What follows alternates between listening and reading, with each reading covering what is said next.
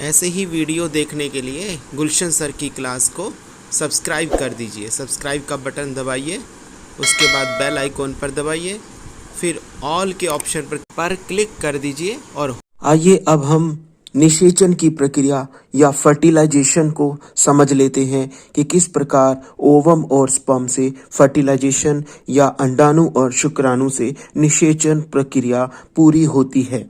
इसको अगर हम ध्यान से देखें तो यहाँ पर आपको जो आकृति दिखाई दे रही है, ये आकृति जो है ये मानव अंडाणु या मादा अंडाणु की है, जिसे इंग्लिश में एग या ओवम कहा जाता है। आप देख रहे हैं ये इसके अंदर, क्योंकि प्रत्येक सेल में न्यूक्लियस होता है, केंद्रक होता है, तो ये उसका केंद्रक है। तो ये आकृति जो आपको दिखाई दे रही है ये अंडाणु की है, अंडे की है, या एग बोलते हैं इसको इंग्लिश में, और हिंदी में अंडाणु कहा जाता है। उसी प्रकार शुक्राणु की आकृति आप देख रहे हैं, ये मादा है का है, नर के अंदर शुक्राणु स्पर्म जिसे इंग्लिश में बोला जाता है उसकी आकृति है। इसके अंदर भी इसी प्रकार से न्यूक्लियस या केंद्रक होता है।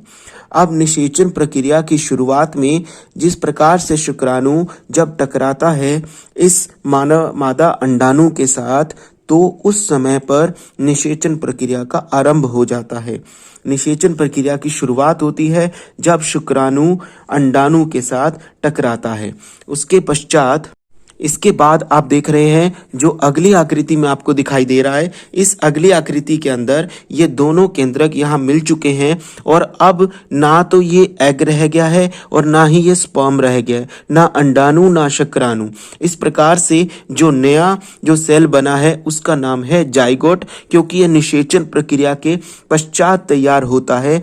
मादा अंडाणु और नर शुक्राणु के केंद्रकों के मिलने से ये जो नया एग बना है इसका नाम होता है जाइगोट। तो ये निषेचन की प्रक्रिया यहाँ पूरी हो जाती है। निषेचन की प्रक्रिया जो हमने अभी पढ़ी, उसके पश्चात निषेचन के दो प्रकार होते हैं। फर्टिलाइजेशन की 2 टाइप्स होती हैं।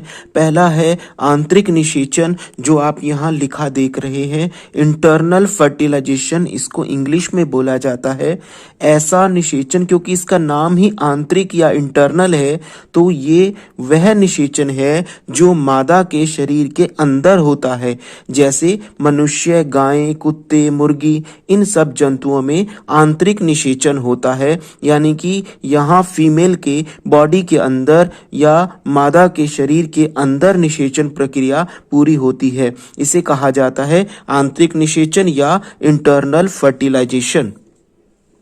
इसी का दूसरा प्रकार है एक्सटर्नल फर्टिलाइजेशन या बाह्य निषेचन, यानी कि बाह्य मतलब मादा के शरीर के बाहर। इस प्रकार का निषेचन जिसमें नर एवं मादा युग्मक, यानी कि human and male and female जो गैमेट्स हैं, उनका फर्टिलाइजेशन, उनका संलयन मादा के शरीर के बाहर होता है, उसे हम बाह्य निषेचन कहते हैं।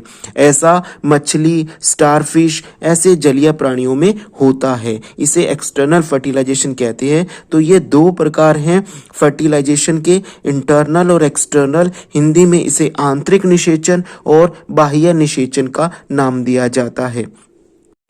ऐसे ही वीडियो देखने के लिए गुलशन सर की क्लास को सब्सक्राइब कर दीजिए। सब्सक्राइब का बटन दबाइए, उसके बाद बेल आइकॉन पर दबाइए, फिर ऑल के ऑप्शन पर क्लिक कर दीजिए। और